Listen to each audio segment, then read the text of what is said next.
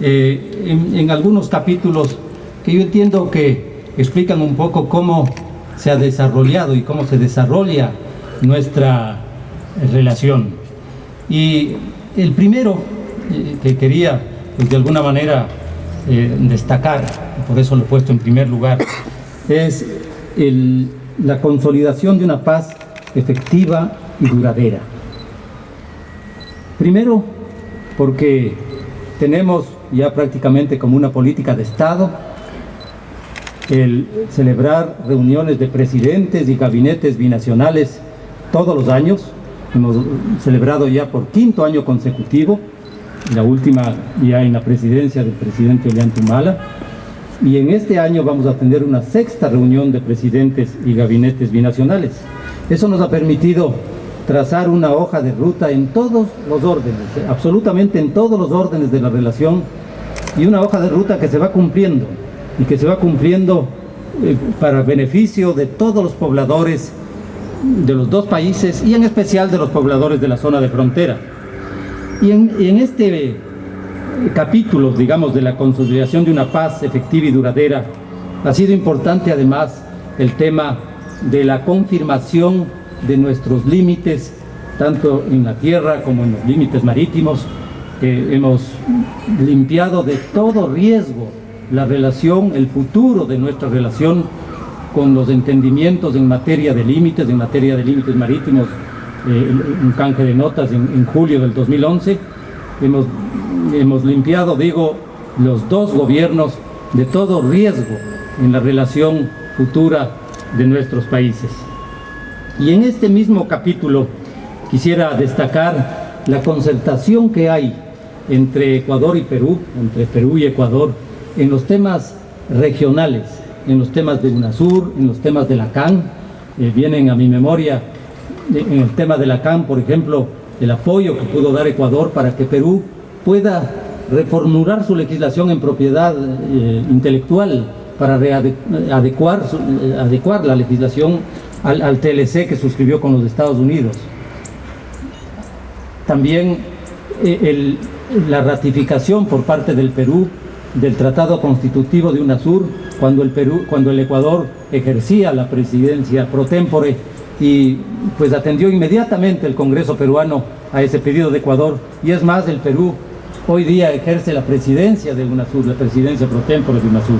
Hay una concertación de políticas que no dependen tanto de que se tenga pues una igual visión o un igual modelo de desarrollo, porque ese no es un obstáculo para que nosotros podamos desarrollarnos. Depende más de una evidente deseo de integrarse, una decisión política de integrarse que prima entre nuestros países.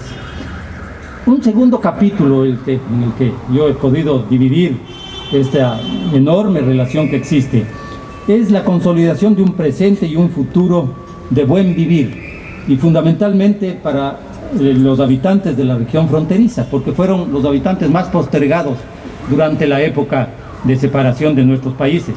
Y ahí pues debo destacar el Plan Binacional de Integración, todo ese trabajo importante que hace el Plan Binacional de Integración en los dos países. Pues está aquí el embajador Vicente Rojas, el director de ese plan, y que además fue embajador en Ecuador y entiende mucho el tema de la integración de nuestros países.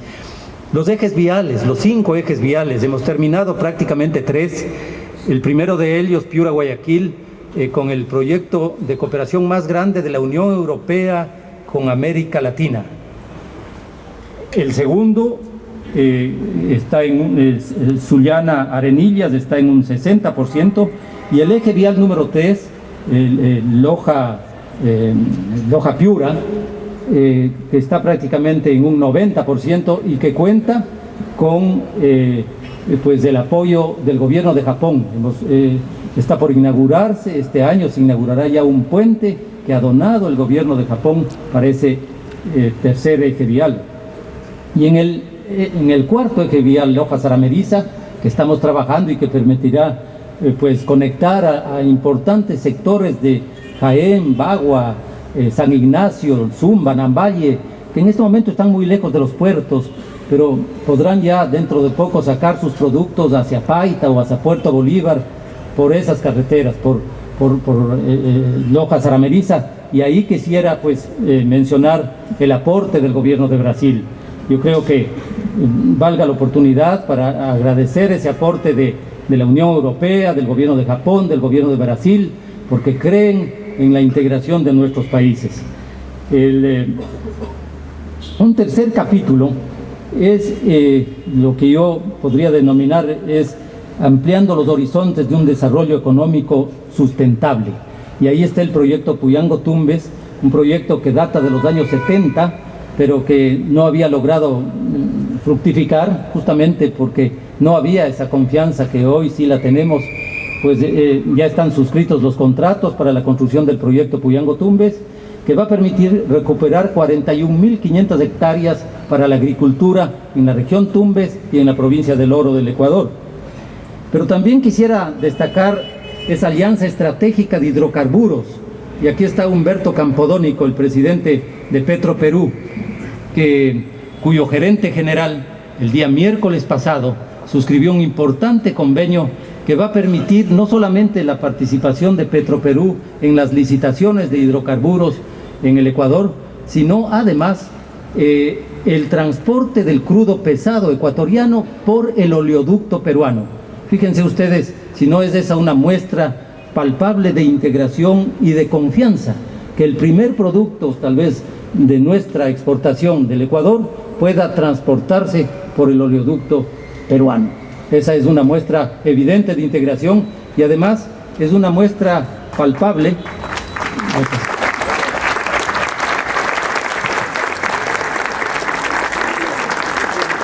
Y además es una muestra palpable de la importancia que da el gobierno del presidente Humala al fortalecimiento de Petroperú. Yo en este punto quisiera felicitar a Humberto Campodónico por este aporte que ha dado pues al fortalecimiento del organismo que dirige y a la integración de nuestros países.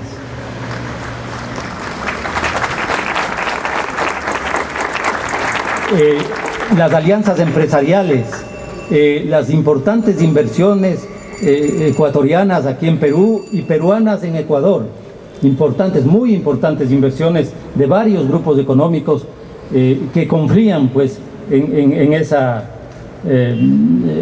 la integración de los dos países, ¿no? Está el Banco Financiero, que creó en la integración no solamente desde que suscribió el acuerdo de paz, sino inclusive antes, desde el año 95, cuando lamentablemente estábamos en pleno conflicto. El Banco Financiero ya confió en Perú y está aquí desde esos años. El comercio bilateral, el año pasado llegamos a una cifra récord de 2.900 millones de dólares, cuando en el año 98 apenas era de 287 millones. Hoy estamos en 2.900 millones. Y ahí quería felicitar a Miguel Arbulú, al presidente del Consejo Empresarial ecuatoriano, peruano, a todos los miembros, a la Oficina Comercial del Ecuador, Alejandro Dávalos, que ya es un importante trabajo. El cuarto capítulo, y disculpen que tal vez les estoy cansando, pero creo que es importante que todos nosotros sepamos de esto, porque a veces, por A o B motivos, la prensa no da mucha difusión de estas cosas, pero es importante que todos sepamos, ¿no?, lo que se está haciendo. El cuarto capítulo lo he denominado por el trabajo por una sociedad más justa e inclusiva. Y en este capítulo yo creo que valga la pena mencionar, ha tenido un especial desarrollo en el gobierno del presidente Ollanta Humala, porque tiene que ver justamente con la filosofía del gobierno del presidente Humala, la inclusión social, que se encuentra pues, se sale al encuentro de la filosofía del gobierno del presidente Rafael Correa. Y en este sentido, el acceso y la atención a la salud, el fortalecimiento de los hospitales de frontera. En este momento, los habitantes de la región fronteriza, con una sola presentación de su DNI, pueden atenderse en el hospital del país vecino. Eso es otra muestra evidente de integración, ¿no?, que puedan considerarse los peruanos puedan considerarse ecuatorianos o los ecuatorianos puedan considerarse peruanos. Eso es una muestra de confianza mutua. Hemos suscrito convenios de seguridad social y estatuto migratorio permanente para permitir que aquellos peruanos que han reemplazado a los ecuatorianos que se fueron a España, Italia, en la época de la crisis económica, que aquellos peruanos que están trabajando en Ecuador puedan tener sueldos justos, como lo tienen, y puedan beneficiarse del seguro social y no pierdan los aportes que hicieron mientras trabajaban en su país.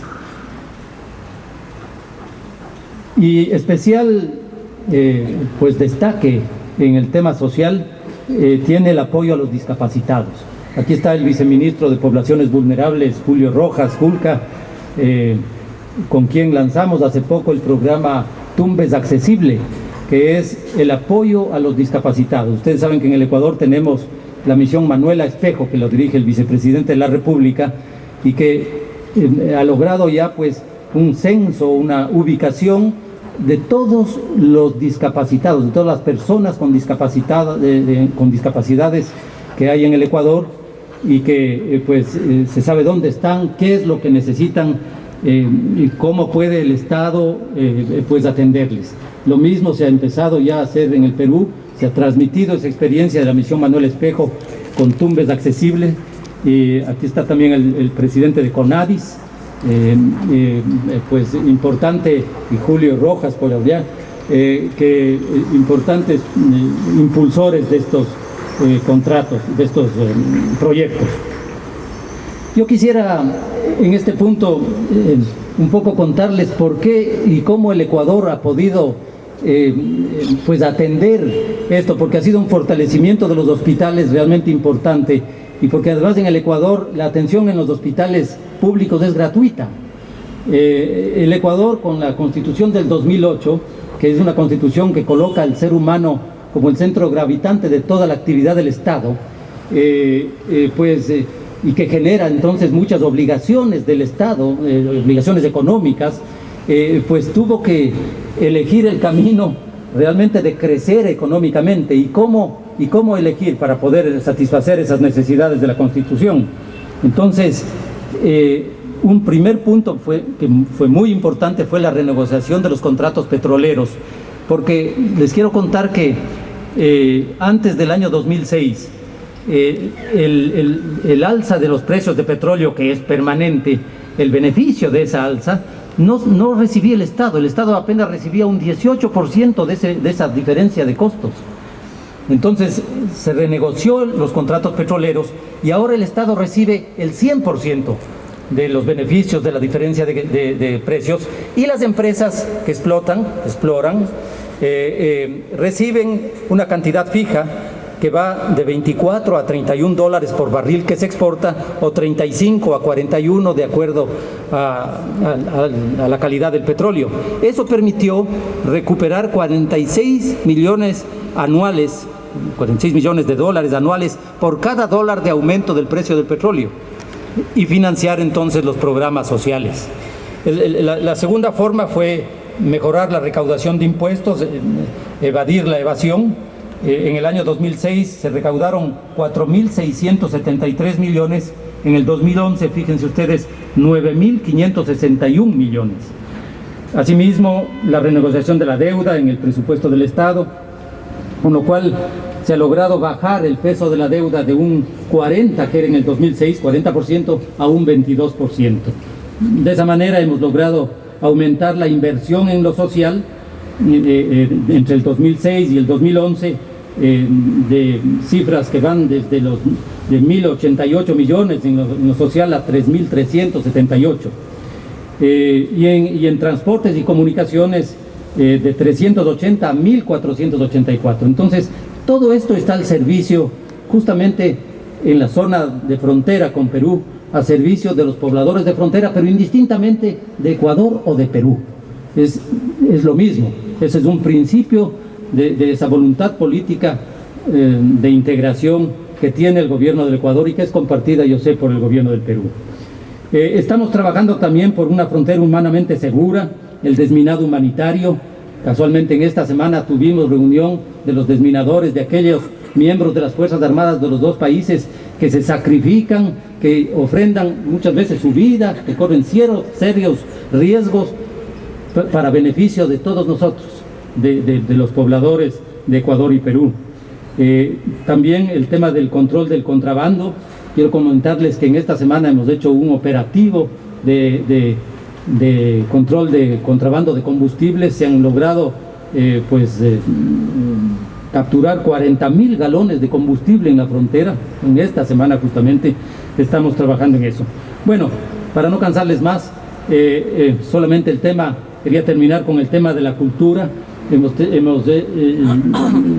publicado antologías de cuento, de poesía, de cuento para jóvenes, de dramaturgia, pero no de Ecuador, no solamente de Ecuador, de Perú y de Ecuador, porque todos los proyectos que hace la embajada son binacionales.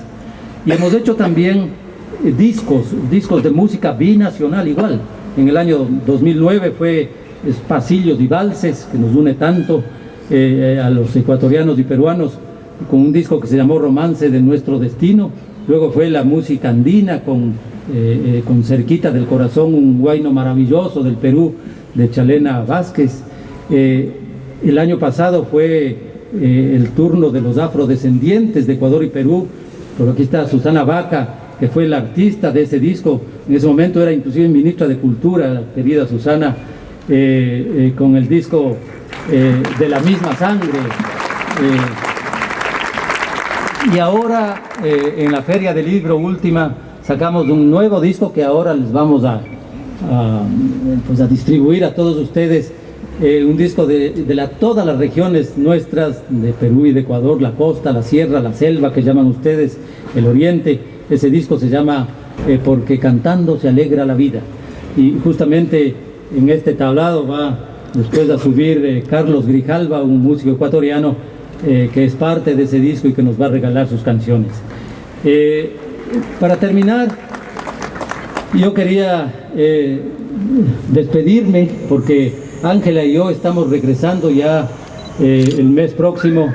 Hemos cumplido 5 años acá, en junio pasado ya se han cumplido los plazos y no hay deuda que no se pague, ni plazo que no se cumpla. Pero quiero decirles que les llevamos en el corazón, que ha sido un privilegio trabajar con ustedes, que nos sentimos parte de ustedes.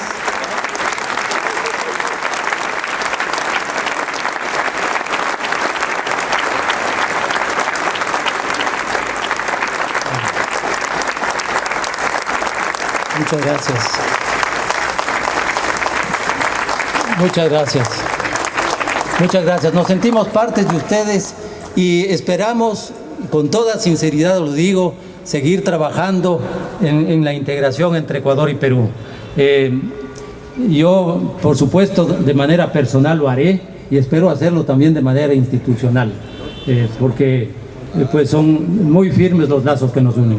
Yo quisiera pedirle al señor viceministro que nos dirija unas palabras agradeciéndole además por su importante presencia aquí, señor viceministro. Muchas gracias.